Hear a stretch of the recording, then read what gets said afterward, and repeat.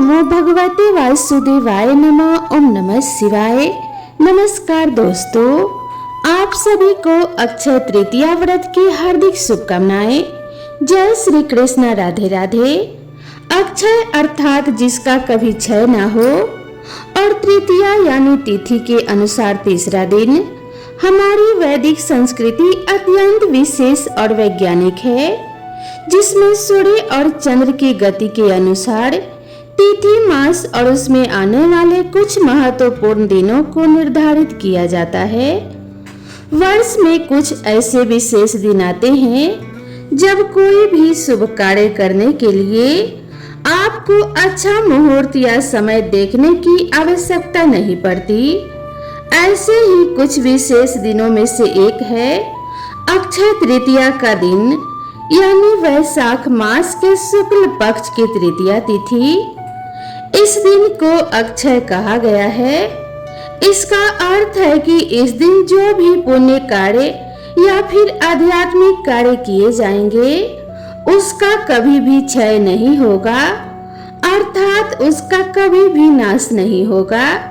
जैसे भगवत गीता में भगवान श्री कृष्ण कहते हैं कि जो भगवान की शरण ग्रहण करते हैं वे शीघ्र धर्मात्मा बन जाते हैं और चिर अस्थायी शांति पाते हैं।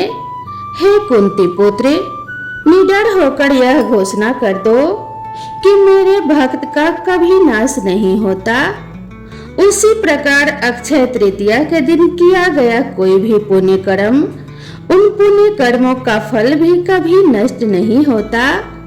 भौतिक संसार का सामान्य नियम तो यही है कि अगर आप कोई पुण्य कर्म करते हैं तो उसका अच्छा फल भुगतते हैं, और अगर कोई पाप कर्म करते हैं तो उसका बुरा फल भी आपको सहना पड़ता है। हमारे जीवन में आने वाले सुख और दुख अंततः हमारे पूर्व जन्म के ही पाप और पुण्य कर्म के परिणाम स्वरूप हमें मिलते हैं, और एक बार जब हमारे पुण्य कर्म का अच्छा फल मिल जाता है तो उसके बाद वह समाप्त हो जाता है और फिर से हमें कोई दूसरा पुण्य कर्म करना पड़ता है। लेकिन अक्षय तृतीया का दिन ऐसा है जब आप जितना अधिक मात्रा में आध्यात्मिक कार्य, पुण्य कार्य या फिर जप तप इत्यादि करते हैं उसका जो फल मिलता है वह चिरकाल तक आपके साथ रहता है, क्योंकि उसका कभी भी नाश नहीं होता।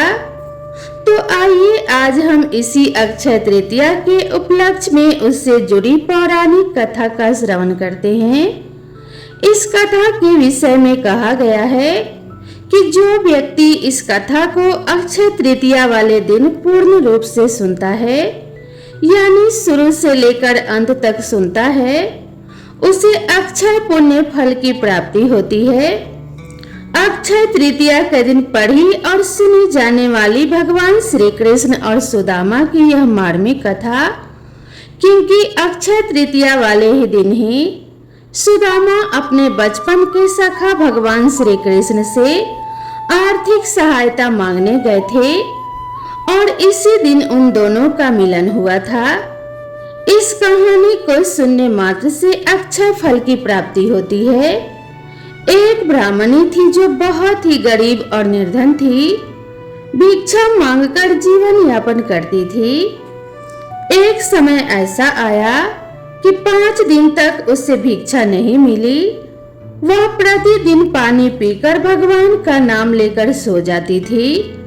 6वें दिन उसे भिक्षा में 2 मुट्ठी चना मिले। कुटिया पर पहुँचते पहुँचते रात हो गई। ब्राह्मणी ने सोचा अब यह चने रात में नहीं खाऊंगी, प्रातः काल वासुदेव को भोग लगाकर तब खाऊंगी। यह सोचकर ब्राह्मणी ने चनों को कपड़े में बांध कर रख दिए और वासुदेव का नाम जपते जपते सो गई।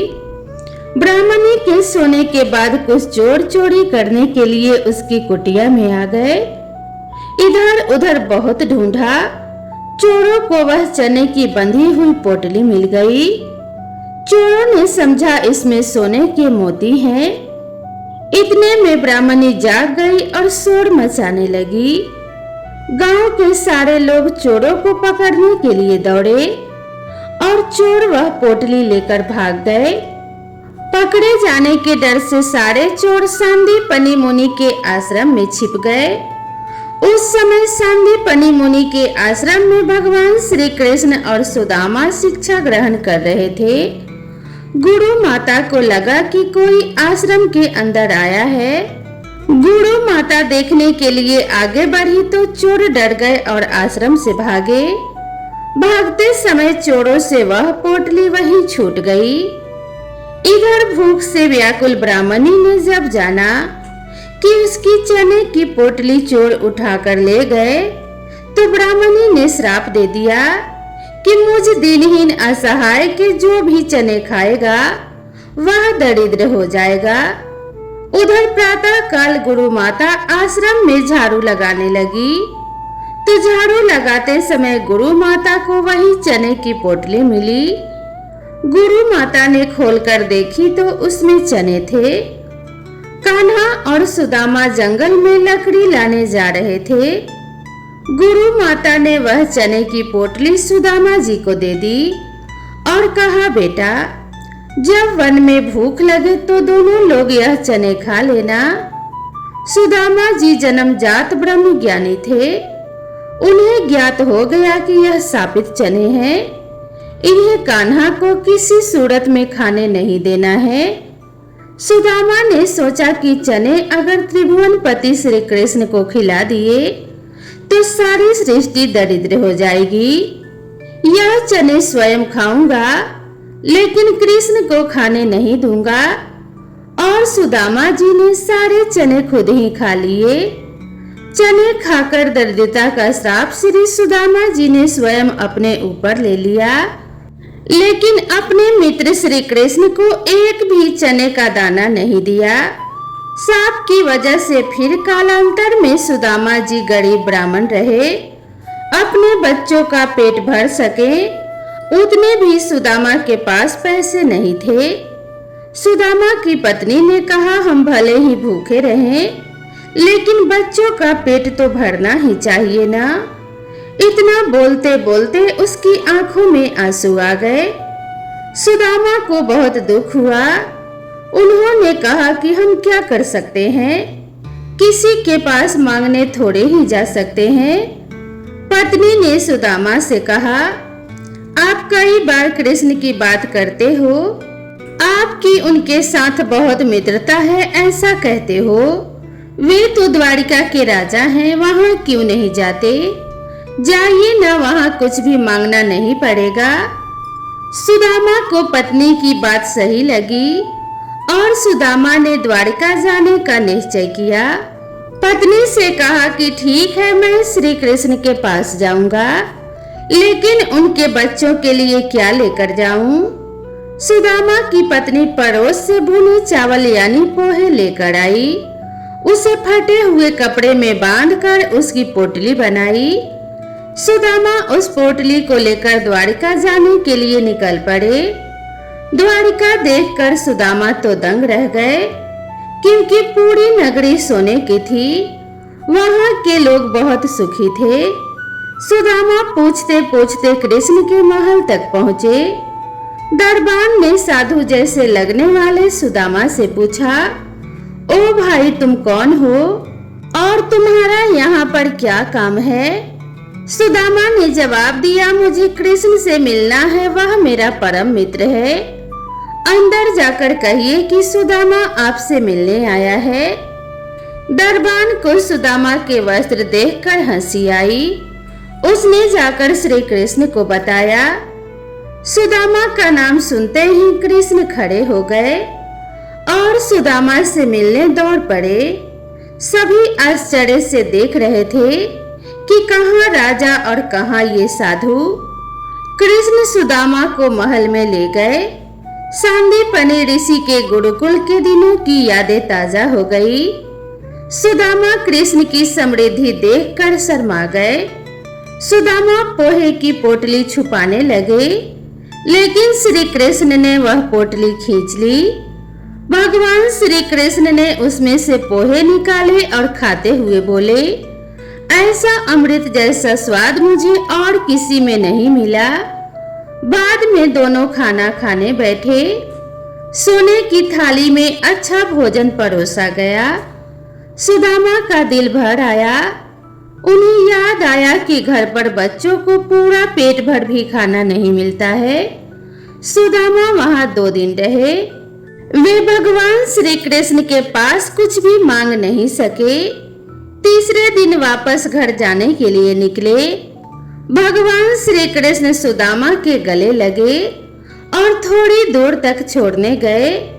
घर जाते हुए सुदामा को विचार आया कि घर पर पत्नी पूछेगी कि क्या लाए हो तो मैं क्या जवाब दूंगा। मन ही मन सोचते विचारते सुदामा घर पहुंचे। वहां उन्हें अपनी झोपड़ी नजर नहीं आई। उतने में ही एक सुंदर घर में से उनकी पत्नी बाहर आई। उसने सुंदर कपड़े पहने थे। पत्नी ने सुदामा से कहा कि देखा श्री कृष्ण का प्रताप, हमारी गरीबी चली गई। कृष्ण ने हमारे सारे दुख दूर कर दिए। सुदामा को कृष्ण का प्रेम याद आया। उनकी आंखों में खुशी के आंसू आ गए। वह दिन अक्षय तृतीया का था। तब से प्रति अक्षय तृतीया पर श्री कृष्ण सुदामा की यह कथा सुनी और सुनाई जाती है। कृष्ण और सुदामा का प्रेम यानी सच्चा मित्र प्रेम। सच्चे प्रेम में ऊंच या नीच नहीं देखा जाता और न ही अमीरी गरीबी देखी जाती है। इसीलिए आज इतने युगों के बाद भी दुनिया भगवान श्री कृष्ण और सुदामा की दोस्ती को सच्चे मित्र प्रेम के प्रतीक के रूप में याद करती है। तो एक बार प्रेम से बोलिए जय श्री कृष्णा, राधे राधे। अब आइए श्रवण करते हैं अक्षय तृतीया के दिन सुनी जाने वाली भगवान परशुराम की कथा, जिसे सुनने मात्र से अक्षय फल की प्राप्ति होती है। हिंदू पंचांग के अनुसार हर साल वैशाख मास के शुक्ल पक्ष की तृतीया तिथि को अक्षय तृतीया के साथ परशुराम जयंती मनाई जाती है। आपको बता दें कि भगवान परशुराम विष्णु जी के छठे अवतार हैं। उनका जन्म प्रदोष काल में हुआ था। भगवान परशुराम का नाम उनके माता पिता ने रामभद्र रखा था। वहीं इनके जन्म का नाम महर्षि कण्व ने कोटिकर्ण रखा था। महाभारत और विष्णु पुराण के अनुसार परशुराम का मूल नाम राम था, किंतु जब भगवान शिव द्वारा उन्हें परशु नामक अस्त्र प्रदान किया गया तो उनका नाम परशुराम हो गया। परशुराम मूलतः ब्राह्मण थे, परंतु चरु के प्रभाव के कारण वह क्षत्रिय योचित व्यवहार करते थे। 15 वर्ष की आयु में ही इन्होंने अपने दादा ऋचिक और पिता जमदग्नि से वेद और धनुर्वेद की शिक्षा प्राप्त कर ली थी। संजीवनी विद्या जो भार्गव वंश में वंशानुगत दी जाती थी की भी विधिवत शिक्षा इन्होंने अपने दादा ऋचिक एवं पिता जमदग्नि से प्राप्त की। परशु चलाने की शिक्षा भगवान शंकर के सानिध्य में इन्होंने गणेश जी से प्राप्त की थी। कैलाश पर्वत पर स्थित भगवान शंकर के आश्रम में विद्या प्राप्त कर परशुराम ने विशिष्ट दिव्यास्त्र परशु प्राप्त किया था। यह परशु भगवान शंकर के उसी महातेज से निर्मित हुआ था जिससे भगवान विष्णु का सुदर्शन चक्र और देवराज इंद्र का वज्र बना था। परशुराम रुरु नामक मृग का चर्म धारण करते थे और कंधे पर धनुष बाण एवं हाथ में परशु लेकर चलते थे। परशुराम शस्त्र विद्या के महान गुरु थे। उन्होंने भीष्म पितामह द्रोणाचार्य व कर्ण को शस्त्र विद्या प्रदान की थी। श्रीमद्भागवत के अनुसार एक बार परशुराम की माता रेणुका दैनिक नियम अनुसार संध्या वंदन और यज्ञ के लिए गंगा जल लेने गंगा के तट पर गई। सायंकालीन जप संध्या वंदन और यज्ञ उत्तम सूर्य संहिता के रहते ही उत्तम मानी जाती है। जिस समय रेणुका नदी तट पर जल लेने गई उसी समय गंधर्व मृतिकावत के पुत्र राजा चित्ररथ गंधर्व राज का जलयान वहां रुका। चित्ररथ अपनी अप्सराओं के साथ वहां जल क्रीड़ा करने लगे। रेणुका ने सोचा कि यह लोग स्नान करके चले जाएं, तो मैं पूजा और संध्या के लिए स्वच्छ जल लेकर आश्रम जाऊं। इक्ष्वाकु क्षत्रिय वंशी होने के कारण रेणुका के विचारों में स्वच्छंदता थी। उसे भार्गवों के द्वारा निर्मित नीति पथ का ज्ञान नहीं था। इसी अज्ञानता के कारण उससे नीति पंथ का उल्लंघन हो गया। चित्ररथ को जल क्रीड़ा करते देख वह मानसिक विकार से अपनी सुध बुध खो बैठी। उनके मन में विचार आने लगा कि वह भी राजकुमारी थी और अगर उसका विवाह भी किसी राजकुमार से हुआ होता तो वह भी इसी प्रकार जल क्रीड़ा और अन्य प्रकार से राजकुमारियों की तरह मनोरंजन कर सकती थी। चित्ररथ को स्त्रियों के साथ जल क्रीड़ा करते देख रेणुका ने जमदग्नि का चिंतन प्रारंभ किया। देवी के मन में विचार आया कि मुनीश्वर शिव स्वरूप जमदग्नि के समागम में यह जल क्रीड़ा किया जा सके तो यह तीर्थ सार्थक हो जाएगा। जिस समय रेणुका को जल क्रीड़ा करते हुए चित्ररथ और उनकी अप्सराएं दिखाई पड़ी, उस समय उनके मन में आश्रम जीवन के साथ ही राजकन्या के उपयुक्त जल क्रीड़ा की इच्छा जागृत हुई। मानसिक विकार आ जाने की वजह से रेणुका का चित्त स्थिर नहीं हो पा रहा था, जिसकी वजह से उनके द्वारा रेत से कच्चा घड़ा नहीं बन पा रहा था। बार बार प्रयत्न करने पर भी वह बिखर जाता था और इसी प्रयास में सारा समय बीत गया। सुध आने व स्मरण होने पर वह अपने गीले वस्त्र समेट कर जल्दी से जमदग्नि के आश्रम की ओर आ गई। रेणुका को आश्रम आने में काफी देर हो गई थी। इतने में सूर्य अस्त होकर चंद्र उदय हो चुका था। अग्निहोत्र के पूर्व पहुंचने का नित्य क्रम इस दिन टल चुका था। देवगण और अतिथि गणों की पूजा का समय भी निकल चुका था। मानसिक विकार से युक्त होने के कारण रेणुका का ब्रह्म तेज समाप्त हो गया था। वह खाली हाथ वापस आई थी। उसे इस रूप में देखकर महर्षि जमदग्नि ने अपनी योग विद्या से सब जान लिया। यह सब जानने के बाद उनके क्रोध की सीमा न रही। उन्होंने रेणुका से कहा, तुम्हारा चित्त पर पुरुष में लग गया है। अब तुम मेरी अर्धांगिनी होने का अधिकार खो बैठी हो।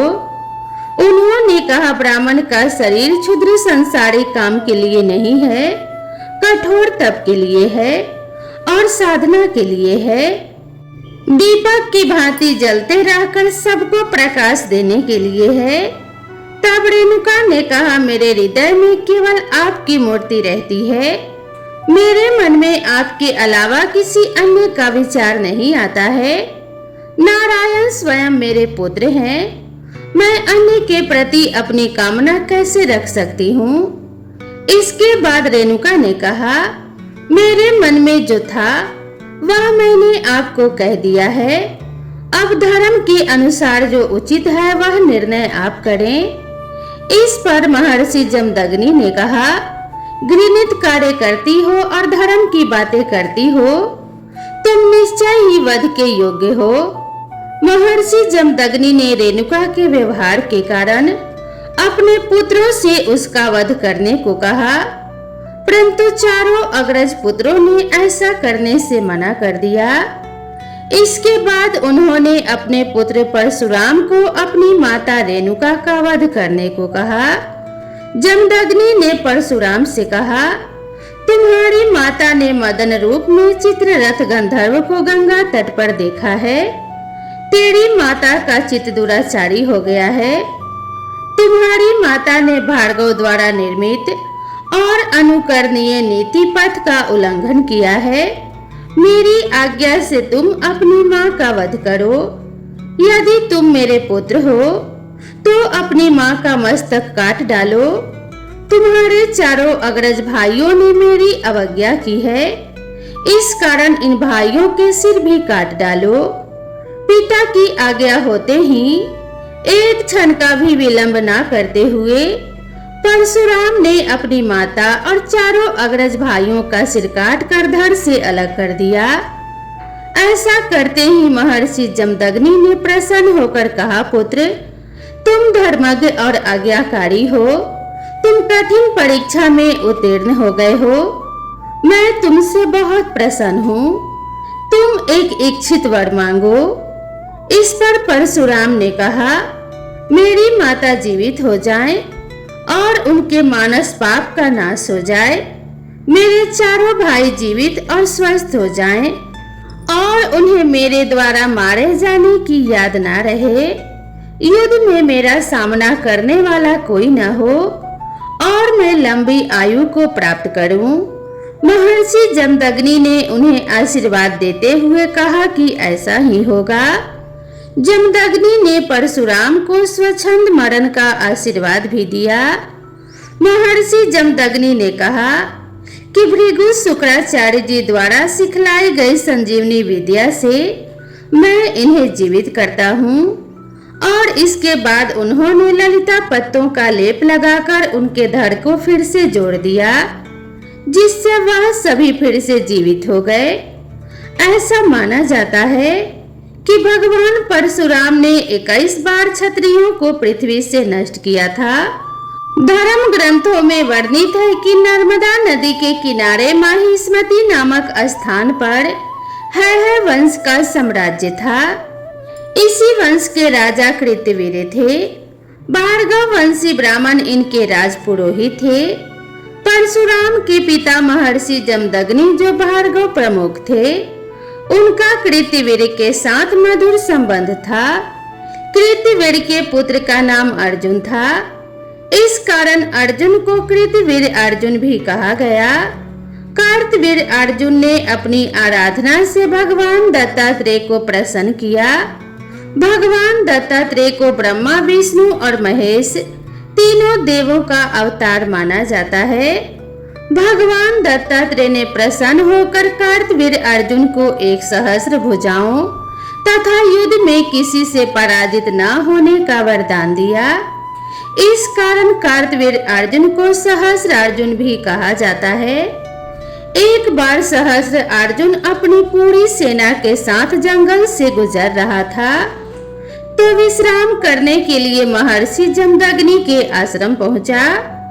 महर्षि जमदग्नि के पास देवराज इंद्र द्वारा प्राप्त कपिला कामधेनु गाय थी। यह कोई साधारण गाय नहीं, वरन दैवीय गुणों से युक्त एक विशिष्ट गाय थी। इस गाय की सहायता से महर्षि जमदग्नि ने राजा और उसकी पूरी सेना के लिए भोजन का प्रबंध किया। सहस्रार्जुन गाय की विशेषताओं को देखकर उससे प्रभावित हुआ और उस गाय को प्राप्त करने का लोभ उसके मन में घर कर गया। सहस्रार्जुन ने उस गाय को जमदग्नि ऋषि से मांगा, परंतु उन्होंने इसे देने से इनकार कर दिया। क्रोध में आकर सहस्रार्जुन ने पूरे आश्रम को तहस नहस कर दिया और बलपूर्वक कपिला कामधेनु को ले जाने का प्रयास करने लगा। लेकिन गाय उससे छूटकर स्वर्ग लोक में इंद्र के पास चली गई, जिससे सहस्रार्जुन को वह गाय हासिल न हो सकी। लेकिन महर्षि जमदग्नि को दोहरा नुकसान झेलना पड़ा। एक तरफ उनका आश्रम तहस नहस हो गया तथा दूसरी ओर उनकी विशिष्ट कपिला कामधेनु गाय भी उनके पास से चली गई। कुछ समय पश्चात परशुराम के आश्रम पर आने पर उनकी माता रेणुका ने उन्हें सारी कथा कह सुनाई। परशुराम ने आश्रम की स्थिति और अपने माता पिता के अपमान को देखकर सहस्रार्जुन को सेना सहित नष्ट करने का संकल्प लिया। परशुराम ने आवेश में आकर सहस्रार्जुन की राजधानी माहिष्मति नगरी पर आक्रमण कर दिया और उसे अपने अधिकार में ले लिया। परशुराम ने फरसे के प्रहार से सहस्रार्जुन की समस्त भुजाएं काट डाली एवं सिर को धड़ से अलग कर दिया। सहस्रार्जुन के वध के बाद जब परशुराम अपने पिता के आश्रम पहुंचे तो उनके पिता ने परशुराम से कहा कि ब्राह्मण का सर्वोत्तम धर्म क्षमा है और उन्हें आदेश दिया कि वह इस वध का प्रायश्चित करने के लिए तीर्थ यात्रा पर जाएं। तभी उनके ऊपर से राजा की हत्या का पाप खत्म होगा। तीर्थ यात्रा पर जाने की खबर सहस्त्र अर्जुन के पुत्रों को मिल गई। इसके पश्चात सहस्त्र अर्जुन के पुत्रों ने प्रतिशोध में आकर परशुराम की अनुपस्थिति में उनके पिता जमदग्नि को मार डाला। परशुराम की माता रेणुका पति की हत्या से विचलित होकर अग्नि में प्रवेश होकर सती हो गई। इसके बाद परशुराम ने प्रतिज्ञा ली कि मैं हैहा वंश के सभी क्षत्रियों का नाश करके ही दम लूंगा। इसके बाद परशुराम ने 21 बार पृथ्वी को क्षत्रियों से मुक्त किया। वह क्षत्रियों को ढूंढ ढूंढ कर एकत्र करते और कुरुक्षेत्र में ले जाकर उसका वध करते। इस प्रकार भगवान परशुराम ने क्षत्रियों के रक्त से 5 सरोवर भर दिए। यह स्थान समंत पंचक के नाम से प्रसिद्ध है। इन सरोवरों के रक्त जल से भगवान परशुराम ने अपने पितरों का तर्पण किया था। महर्षि ऋचिक ने प्रकट होकर परशुराम को ऐसा कृत्य करने से रोका। इसके पश्चात उन्होंने अश्वमेघ महायज्ञ किया और महायज्ञ में प्राप्त पृथ्वी महर्षि कश्यप को दान कर दी। उन्होंने देवराज इंद्र के समक्ष अपने शस्त्र का त्याग कर दिया और महेंद्र पर्वत पर आश्रम बनाकर रहने लगे। तो प्रेम से बोलिए भगवान परशुराम की जय। अब आइए श्रवण करते हैं अक्षय तृतीया की पावन कथा, जिसे सुनने मात्र से सभी मनोकामनाएं पूर्ण होती हैं और रिद्धि सिद्धि की प्राप्ति होती है। प्राचीन समय की बात है, जब यह पृथ्वी अनेक महान राजाओं और तेजस्वी ऋषि मुनियों से सुसज्जित थी। चारों ओर धर्म और सुख का वास था, लेकिन फिर भी कर्म का चक्र सबके लिए एक समान कहाँ होता है। तो बस ऐसे समय में भी एक ब्राह्मण परिवार रहता था जो अत्यंत निर्धन था। उस परिवार में मात्र ब्राह्मण और उनकी पत्नी थी। ना तो उनके पास कोई धन संपत्ति थी और ना ही कोई संतान थी। लेकिन इस ब्राह्मण के जीवन में जो एक सुख था वो उसकी पत्नी। उस ब्राह्मण की पत्नी अत्यंत विनम्र, पतिव्रता, चरित्रवान और सुंदर थी। ब्राह्मण भिक्षा मांगकर जो भी लाते उसी में वह संतुष्ट रहती और अपने पति की सेवा करती। अनेक प्रयासों के बाद भी ब्राह्मण अपने जीवन निर्वाह हेतु पर्याप्त धन एकत्रित नहीं कर पा रहे थे। इस अवस्था में भी दोनों पति पत्नी परम भगवान के प्रति समर्पित थे। आखिर एक दिन ब्राह्मण की पत्नी ने कहा कि हे स्वामी, आप इतना प्रयास करते हैं, लेकिन फिर भी हम अपने जीवन यापन हेतु पर्याप्त धन एकत्रित नहीं कर पा रहे हैं। हमारे भाग्य में संतान का सुख भी नहीं है। निश्चित ही हमसे कोई ना कोई अपराध हुआ है, जिसका फल हम इस जन्म में भुगत रहे हैं। हे स्वामी, मैंने सुना है कि इस समय महान ऋषि वशिष्ठ हमारे नगर में पधारे हैं। कृपया आप उनके पास जाइए और हमारी इस अवस्था का कारण और समाधान पूछिए। वे अवश्य ही हमारी सहायता करेंगे। अपनी पत्नी की बात सुनकर ब्राह्मण को भी यह सुझाव अच्छा लगा। वे उसी समय महान ऋषि वशिष्ठ के पास गए। वहां जाकर उन्होंने महान ऋषि वशिष्ठ को प्रणाम किया और हाथ जोड़कर ऋषि से प्रार्थना करते हुए कहने लगे कि हे ऋषिवर, आप तो त्रिकालदर्शी हैं। आप प्रत्येक जीव के भूत, भविष्य और वर्तमान से परिचित हैं। हे प्रभु, कृपया आप मेरी इस अवस्था का कारण बताइए। किस वजह से मैं इस निर्धन और संतानहीन अवस्था को प्राप्त कर चुका हूँ और किस उपाय द्वारा हम इससे मुक्त हो सकते हैं।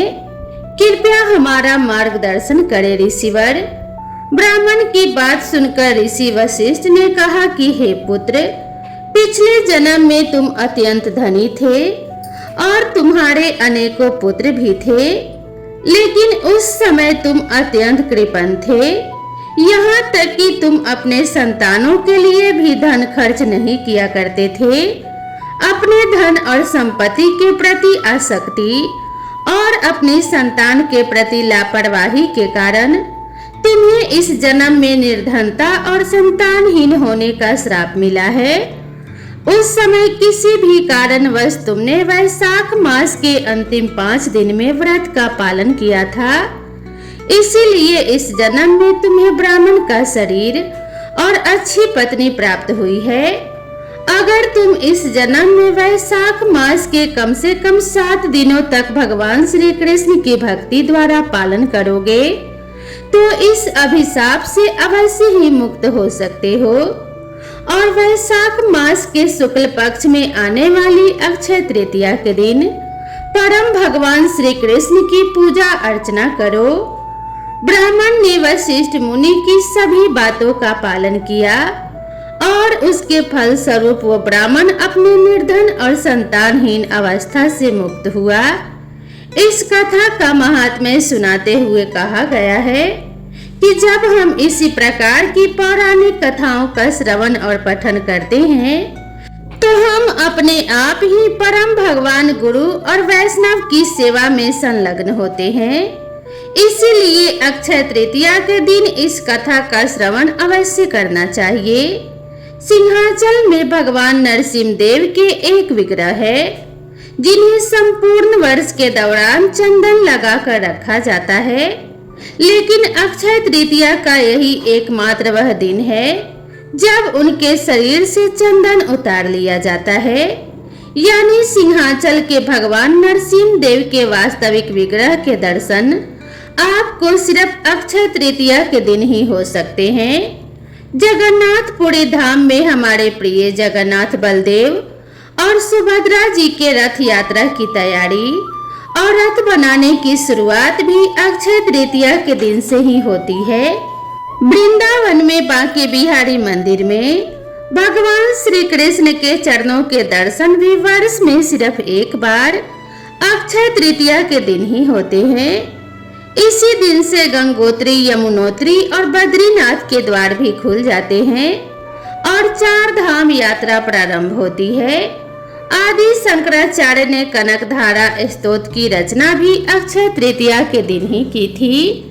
तो प्रेम से बोलिए भगवान श्री हरि विष्णु और माता लक्ष्मी की जय। भक्तों, आप सभी के ऊपर भगवान श्री हरि विष्णु और माता लक्ष्मी की कृपा सदा सर्वदा बनी रहे।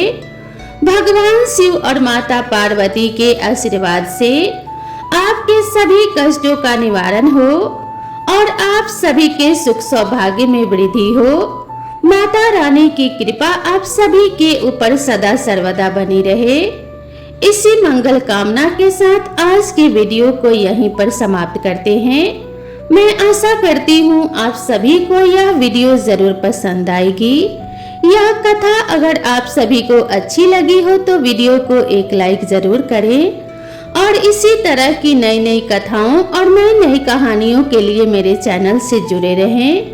तो मिलते हैं इसी तरह की नेक्स्ट वीडियो में। तब तक के लिए राधे राधे।